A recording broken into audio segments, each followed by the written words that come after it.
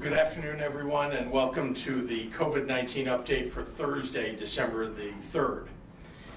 Before we begin, I want to offer a warm welcome home to 185 soldiers of the 2nd Battalion, 130th Infantry Regiment of the Illinois National Guard, who have spent the better part of the last year serving in the Middle East. They, along with their counterparts who returned in November, together 400 troops strong, have lived apart from their loved ones since January, with the added stress of being an ocean apart during a pandemic. On behalf of the state of Illinois, I wish them a safe and happy reunion during this holiday season. We are very, very glad to have you home.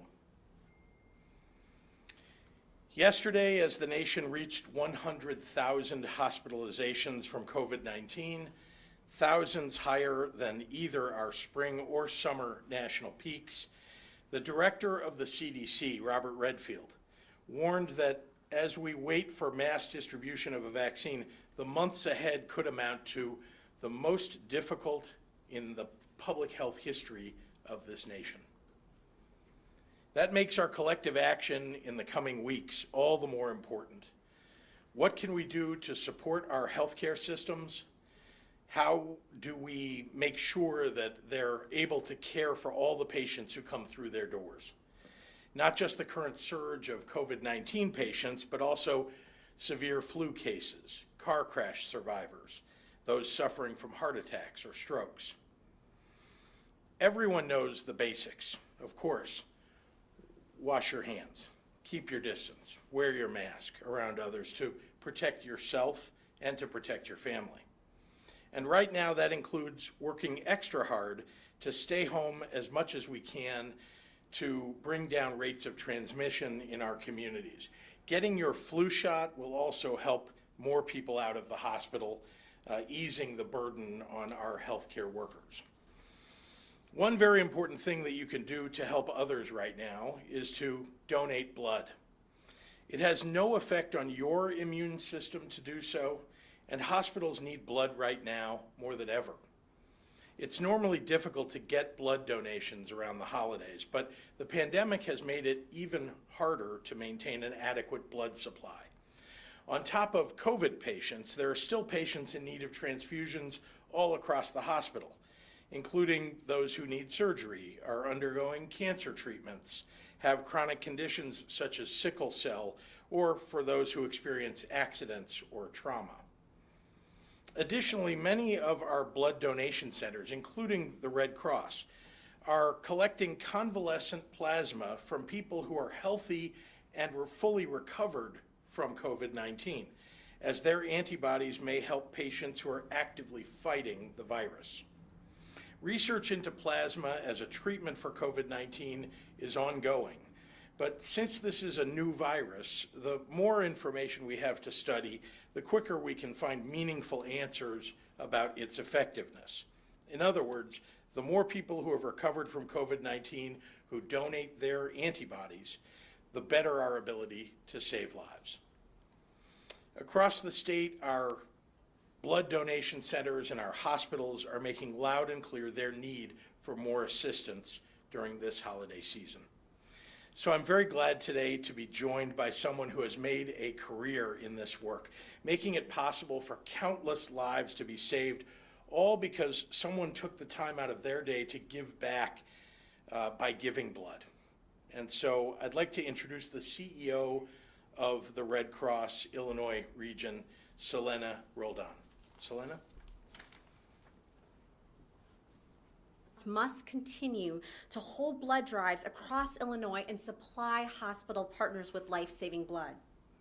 Blood collection is an essential service, and it's critical for surgery patients, those undergoing cancer treatment, people with conditions such as sickle cell, and those who experience trauma. The Red Cross trained staff follows thorough safety protocols and guidance from the CDC and public health authorities, and have in place safety precautions such as social distancing, temperature checks, wearing masks, and enhanced cleaning guidelines. Healthy individuals are needed to schedule an appointment to donate life-saving blood, and organizations and businesses are still needed to host blood drives. If you are fully recovered from COVID-19, your donation is also needed. You are needed to donate your plasma to help patients currently battling the virus. Convalescent plasma is a type of blood donation collected from those who have recovered from COVID-19 and has antibodies that may help patients actively fighting the virus. As part of this effort, the Red Cross is also testing every blood donation for the presence of COVID-19 antibodies, and those donations may also now be processed into a convalescent plasma product to help patients battling this virus. We are asking everyone that is feeling healthy and well to please make an appointment to donate. Appointments ensure social distancing and limit walk-in donors. Blood donations will be needed in the days, weeks, and months to come. You can make an appointment to donate by visiting redcross.org or by calling 1-800-RED-CROSS. Two of the most important ways that you can help at this time is by rolling up a sleeve to donate blood or by becoming a Red Cross volunteer. Thank you to everyone who answers the call. I now have a brief statement in Spanish. Cada 2 segundos, alguien en el país necesita sangre. La pandemia de COVID-19 no cambia la misión de la Cruz Roja. En esta temporada, a medida que el clima se pone más frío y las personas se quedan más en sus hogares, la Cruz Roja debe continuar realizando campañas de donación de sangre en Illinois y suministrando sangre a los hospitales para salvar vidas. Necesitamos que personas sanas donen sangre. Visite redcross.org o llame 1-800-RED-CROSS para hacer cita. Necesitamos el apoyo de organizaciones para realizar campañas de donación de sangre. Nuestro personal sigue protocolos estrictos de seguridad y recomendaciones de los CDC. En la Cruz Roja estamos recolectando plasma de personas que se han recuperado de COVID-19 para ayudar a los pacientes que luchan contra este virus. Además, estamos haciendo pruebas de las donaciones de sangre para detectar la presencia de anticuerpos de COVID-19. Gracias por su apoyo. Now I would like to introduce Dr. Ngazi Ezike, who will make her remarks.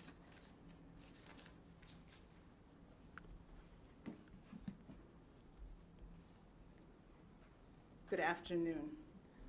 I want to touch on the quarantine timeframes, as I know there are questions about the new guidance. The previous guidance from the CDC was for individuals who had been exposed to someone with COVID-19 to quarantine for 14 days.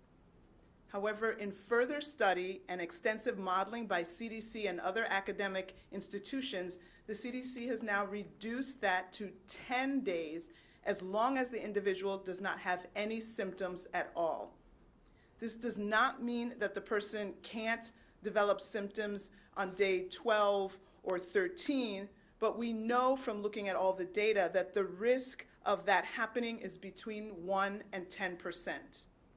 Alternatively, a person can discontinue quarantine at 7 days if they have no symptoms and they have a negative test in the preceding 48 hours. So if you are a close contact of someone with COVID and on day 5 you get tested and that test comes back negative on day 7 or day 8, you can end your quarantine at that time. You still have to quarantine between the time you took the test and when you get that negative result. Remember, you must have no symptoms whatsoever.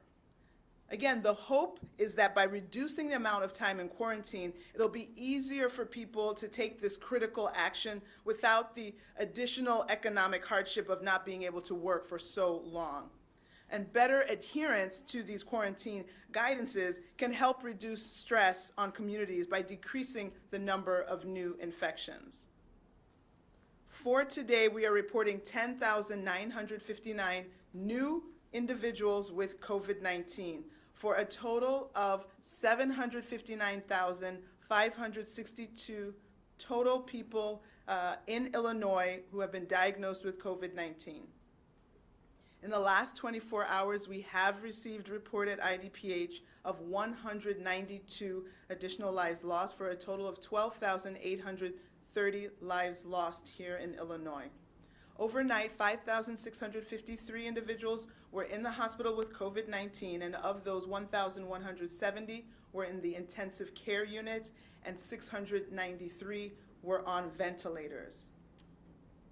In the last 24 hours, 106,778 tests were reported for a total of 10.8 million tests since the beginning of this pandemic. I would like to remind people that our path forward starts today with what we choose to do and our actions for today. I want to thank everyone who is making the sacrifices, who is wearing their mask, who is foregoing group activities. With continued actions like yours and others following your lead, we can turn this around.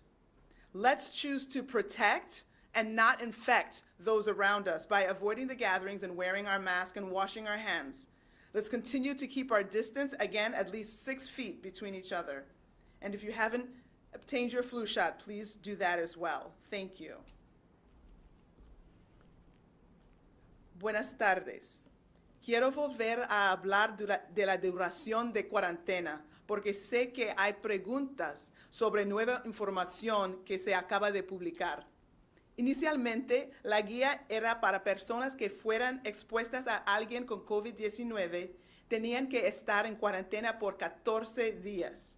Sin embargo, en nuevos estudios y modelos exhaustivos realizados por el CDC y instituciones académicas, el CDC lo ha reducido a 10 días, pero solo mientras el individuo no presente ningún síntoma.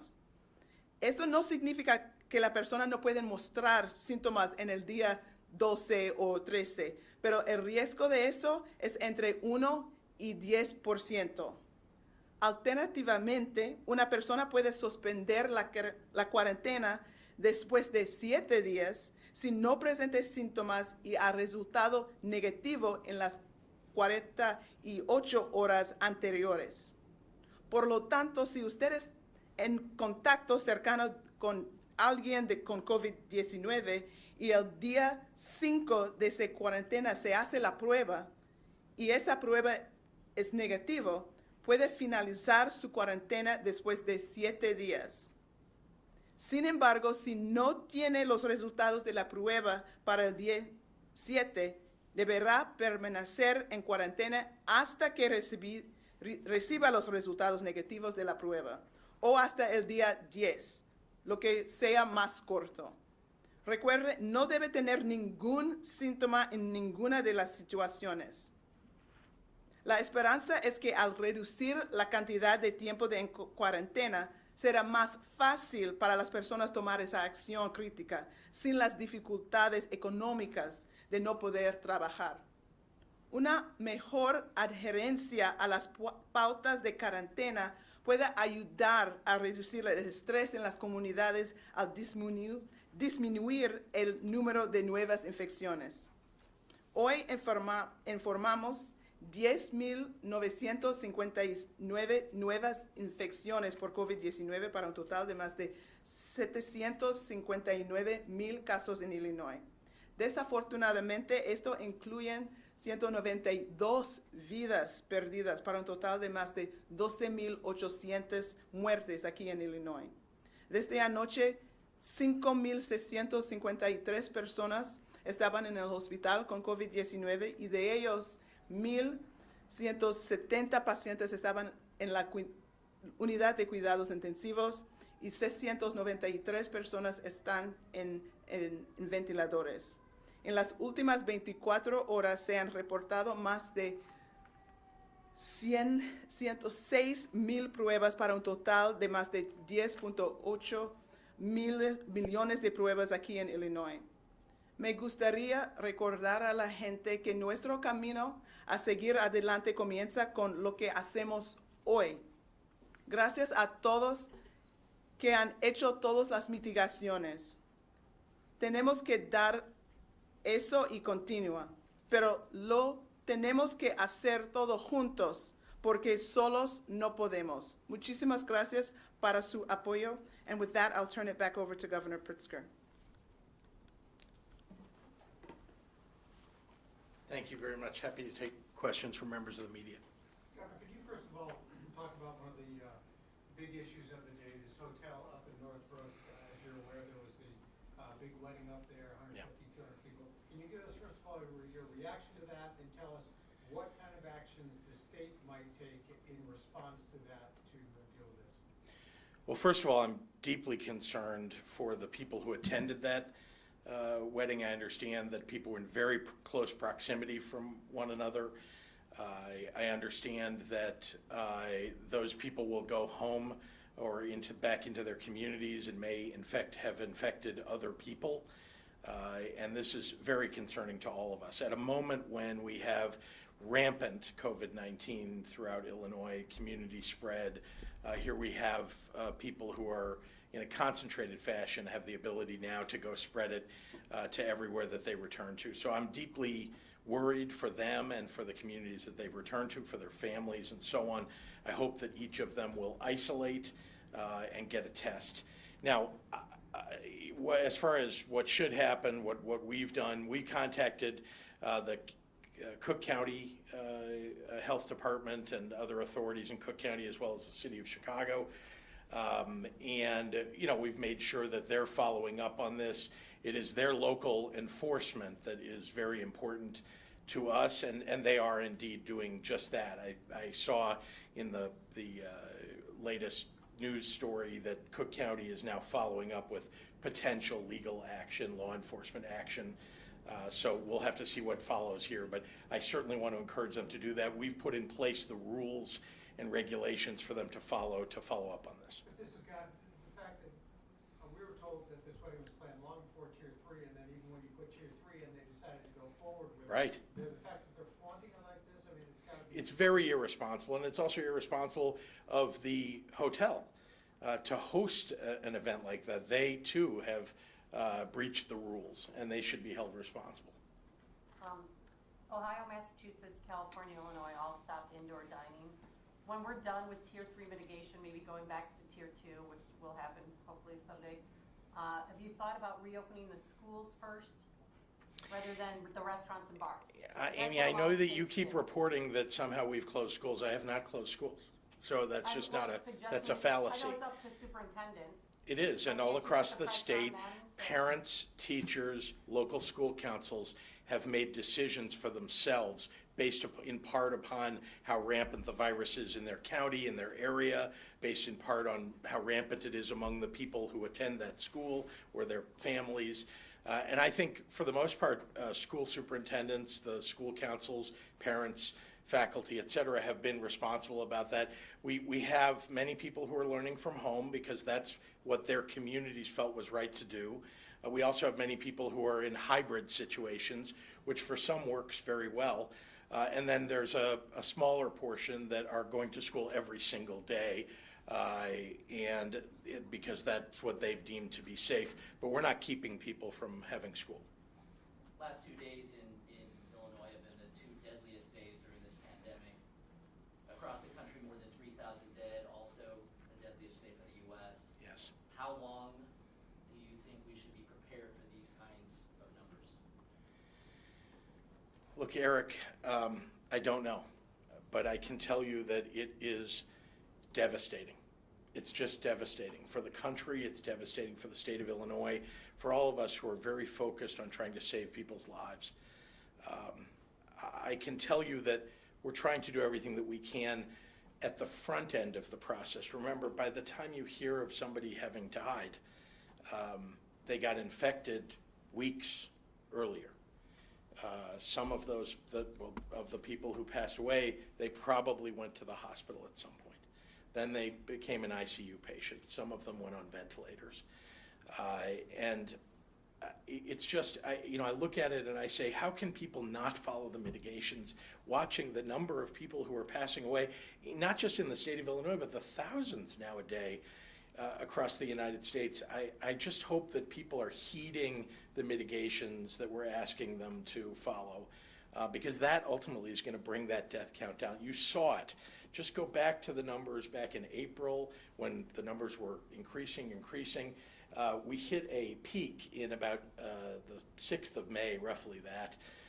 And then you saw the case numbers coming down. Then you saw the hospitalizations coming down. Then the ICUs, and then deaths. Deaths are the last thing to come down. Unfortunately, just they lag all the other statistics. So, look, I don't know if there's any other thing that should be more powerful in people's minds about why they ought to follow the mitigations and stay home right now than the number of people who are passing away. An age group on the number that have died, I mean, those are huge numbers, 216 yesterday, Yeah.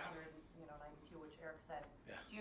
Are these mostly nursing home patients? Is there an age group breakdown you have yet? Or is They're that all on in the your press website? releases that are posted every day. Yeah, every day's Sending out press some release questions. shows you the age, whether they're in their 60s, 70s, or 40s, and so on, and what county they came from. I don't happen to know that right here, but we'll be happy to provide you that press release so you can We'll do one take more a in the look. room and then go wait, a online. question about blood Eric? donations. Yeah, just one question about hospitalization. We'll come back to They've blood come donors. down a little bit from the peak, maybe a little less than 10%, the Yeah. number of people in the hospital. Yes. But hospital bed availability has not gotten better. If anything, there are more regions below 20%. Can you explain that paradox? Does it have to do with staffing running thin? It does.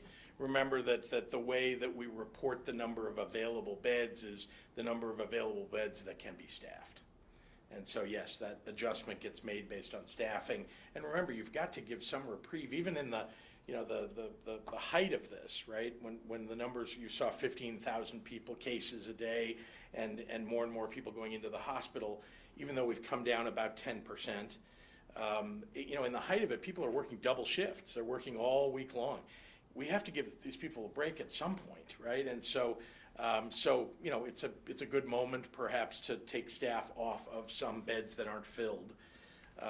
And so that's probably what you're seeing in terms of the adjustment of the number of available beds.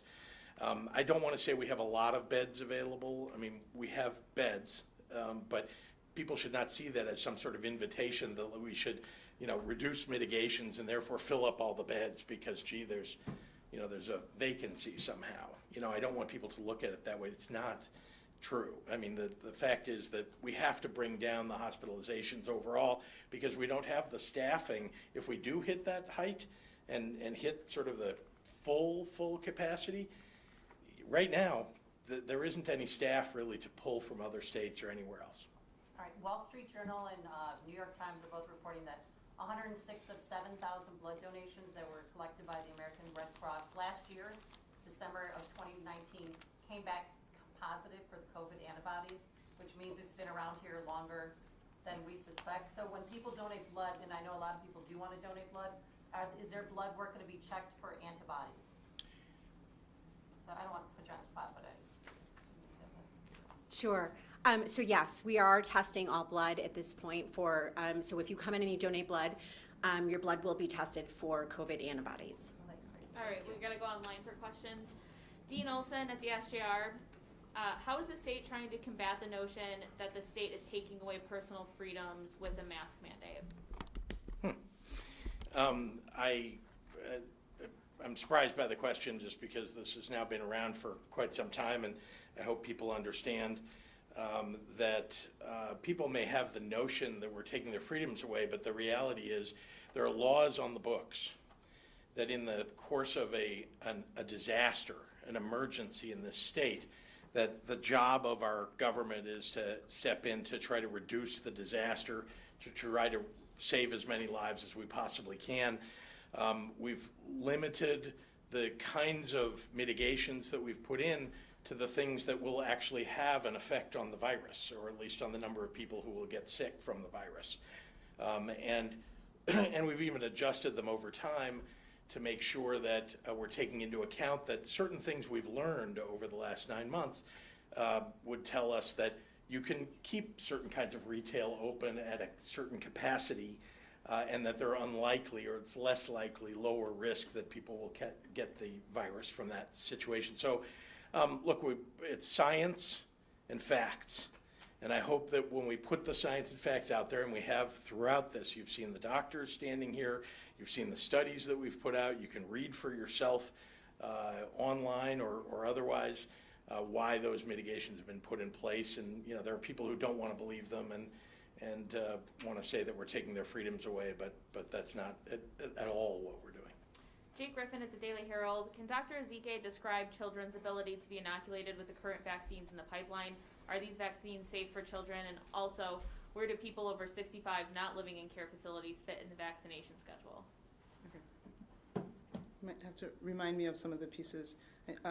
Regarding children, as of this time, we don't know that this will be approved for people under the age of 18. I think the majority of the people in the trials were over 18. There are special rules in terms of medical studies and enrolling kids. That's a special protected class, if you will. I did remember in trying to absorb all of the information, I did recall that after they had gotten the requisite number of individuals over 18, I did remember, and I don't know if it's Pfizer for sure, I remember someone being able to go and get some older teenagers that may have been enrolled. So I don't know if there was enough information from those participants that of course would have had to have an adult, a guardian consent. I don't know if there's enough information from that for them to lower the age at which this can be given to under 18. We will find out as the FDA rolls out their recommendations. We will get to know more about who it can be given to, from the lower age limit to is there an upper age limit. So those are pieces of information still yet to be finalized. Where do people over 65 not living in care facilities fit into the vaccination schedule? So you could probably explain ASIP. Yeah. So in terms of the guidance, in terms of the prioritization scheme, for sure the top priority, and again, everyone needs to get vaccinated. So if we have only 10% of the population vaccinated, we are not going to get where we need to go. But in terms of who should get it first, you know, there have been careful thought, including, as the governor has mentioned, you know, ethicists, scientists looking at the data, modeling, trying to see what happens when you immunize this group versus that group. We do know that the first group will be long-term care residents and hospital-related workers. Both of those groups are the #1 group to be immunized. Following that, we are waiting to get final word, but what we think is going to come out is that you're going to have people over 65, people with multiple serious comorbid conditions that we know the virus preys upon, and people who form the critical infrastructure of our society that allow us to continue to live our life as we know it, that help us to have food in the grocery stores, that make sure that sanitation is picked up. All of those will also be in that next tier, and if it's going to be that first group, 1A, and then a 1B or a 1C, or if all of that will be in 1B. We're waiting for those final recommendations, but those will be the next people in the next tier. Brian Boyles at Health News Illinois. Have we started to see any impact from the antibody treatments received from the federal government for hospitals strained by the high volume of COVID-19 patients? Do you know how many treatments the state has received so far? Great. So we have had weekly shipments, and so this is another great thing, and I thank you for asking this question because it's really important that we get this word out. The monoclonal antibody infusions, these are for individuals who have tested positive for COVID and are in a high-risk category, which we think they could have a bad course. Again, these are people over the age of 65 or even in their 50s, but they have these high-risk conditions. Again, heart disease, a lung disease, kidney disease, obesity. So we have people that we know are high risk, and so infusing them with these antibodies, and there are 2 products that are out, one by Eli Lilly and another one by Regeneron. Regeneron is the one made famous by our president, and then the Eli Lilly product, the bamlanivimab, came out first. So these 2 products work similarly, have the same indications in terms of these high-risk individuals who can get it. You actually can give it to certain pediatric patients that meet certain criteria, that they fall in high risk, that they have sickle cell, that they have certain diseases that again portend a potentially bad risk, and they have to be at least 40 kg, about 80 pounds, 40 kilograms. So that this is available to people of, a wider, from 14 on up, and people need to know about it. We have not received a lot of doses. In our first shipment, we got about 6,000 doses. Remember that in a day, we report 12,000, 10,000 people, and we got 6,000 doses 1 week. Again, remember, we're identifying 10,000 people in a day. So if we're identifying 70,000 cases, but we got 6,000 in 1 week, this is not available to everyone at this point. But now with another product that's coming on board, we are having shipments of both the Eli Lilly product and the Regeneron product so that there's more. And so we're working with hospitals and infusion centers and even home health agencies to be able to get this product to individuals who would be at risk, and including our nursing home populations, again, trying to avoid people even going into the hospital. This is supposed to help have a much milder course. Once you're already in the hospital, you can't use this. Once you're already requiring oxygen, you can't use this. If you're more than 10 days out from when you started your illness, you can't use this. So it needs to be used early to get the maximum benefit, and we hope to keep getting more, and when it's available, we'll probably use our resources to buy as much as we can and get this into as many people, and we're working on the partnerships with different hospitals and infusion centers to make sure that this is available in its limited capacity throughout the state. Dean Olson at the SGR, I messed up his question and forgot the second half of it. Oh. How is the state altering its messaging campaign on masks, social distancing, travel, and gatherings as end of the year holidays approach in light of the fact that so many people disregarded this advice in the days before, during, and after Thanksgiving? Well, we're making sure that we're getting, particularly as we approach the rest of the holidays of December, trying to get it out even kind of wider and deeper. It's not that people necessarily saw it and specifically ignored it. I think there are people who, who may not have realized what it is that they were portending for the state and for themselves when they went to a Thanksgiving gathering that they had been hoping to go to. I do think that people are making different plans for their Christmas holiday or for Hanukkah or other celebratory holidays. And so I'm very hopeful anyway that we can divert people from having large family gatherings so that we don't have yet a third surge on top of this potential second surge. Jamie Monks at the Tribune. How will the state prioritize incarcerated people in the vaccine distribution, and how will Illinois secure its vaccine to make sure it goes to the people on the priority list without being diverted? What was that second part of it? Sorry. How will Illinois secure its vaccine to make sure it goes to the people on the priority list without being diverted?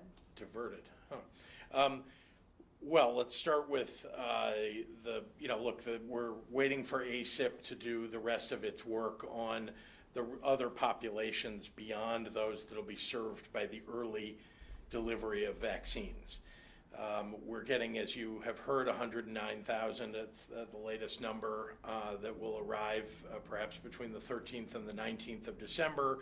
And then there will be hundreds of thousands of others that might come, assuming that there is approval of both of those vaccines, Pfizer and Moderna, before the end of the year. And that still won't cover all of the people who are in phase 1A, as it's been referred to and as Dr. Ezike referred to it.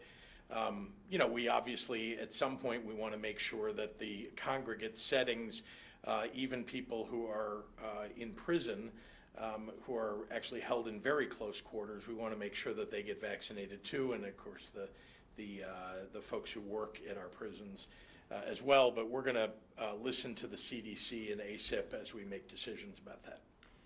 We got a lot of different vaccine ones, so I'm just going to put Andy and the Tribune had another question together. Sources are telling Peoria will serve as a distribution hub. Can you confirm this? And why was Peoria chosen as that site? And what are you doing to protect the vaccine and make sure that it's secure? Yeah, and I know that was the other part of the question before. Let's start with the SNS. We're simply bringing the vials of the vaccine that get delivered to Illinois to our strategic national stockpile in Illinois. That's just what you do when you receive whether it's PPE for distribution across the state or any other item. This is obviously a very important one, as PPE was early on in this, and it still is. And so that's what the Strategic National Stockpile is intended to be for.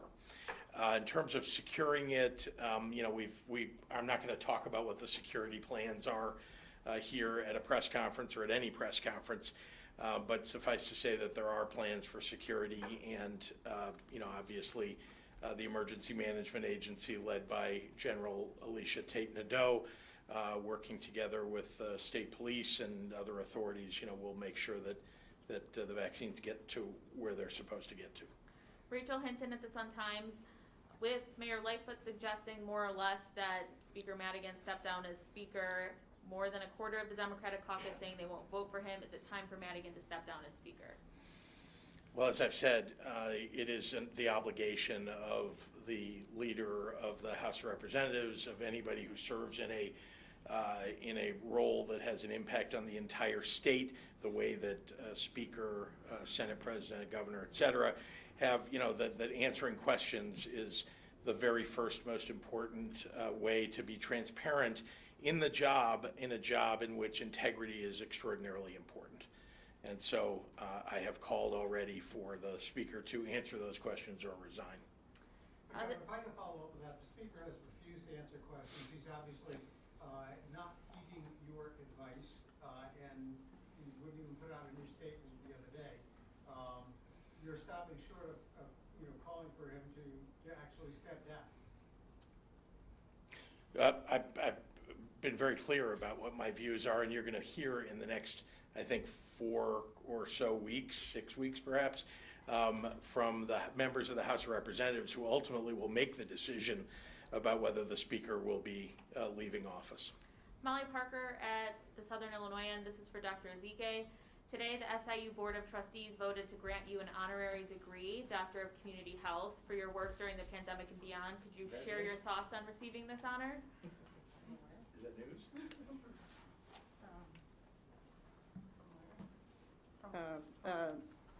Thank you I am grateful for this, and I receive it in the name of the incredible people at IDPH who work so hard to make IDPH and put our state in such good stead under the leadership of Governor Pritzker. So thank you so much for that honor. Thank you. Mike Militich has a question. A Missouri County bordering Illinois tracks reinfection rates and started sharing that information with the public. Is Illinois tracking the reinfection rate as well? And if so, where can people find that information? We don't have a case yet here of documented reinfection.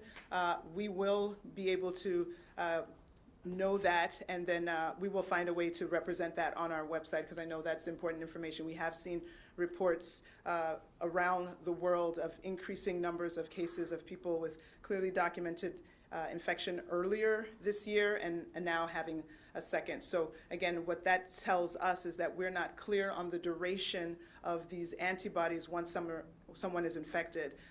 Again, the duration of the antibodies in one individual might not be the same for another. So for someone, maybe it's longer, and some people it's shorter. So again, please understand, with this novel, meaning new coronavirus, there are questions that have to be answered with the tincture of time. As we go further along, we will know more. So we can't know everything about this new virus the day it hits, the year it hits.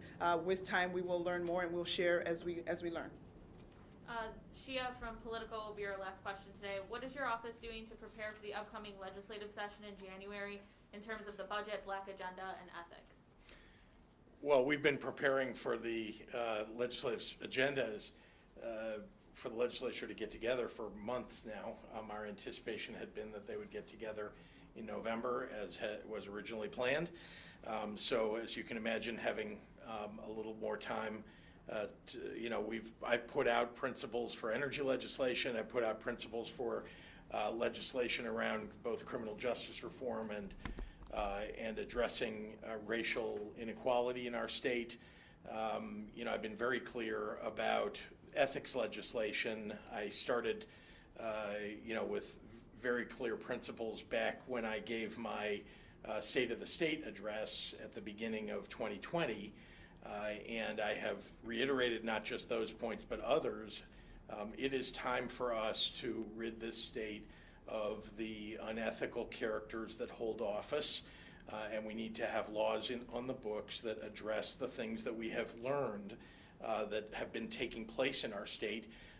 Things like making sure we have lobbyist disclosure, making sure that we have ethics, particularly around any energy legislation that takes place in this state, and that's where a lot of what you've heard about recently has come from, on both sides of the aisle, I might add. And I also would say that it's ridiculous to me that somebody can serve in the legislature and turn around and become a lobbyist the next day, a consultant, a lobbyist, to get legislation passed. And so we need to have, we need to make sure that we have legislation that addresses that kind of thing. There's a lot to do, and so, I hope that we'll be able to work together with the legislature beginning right away in January. All right, thanks everyone.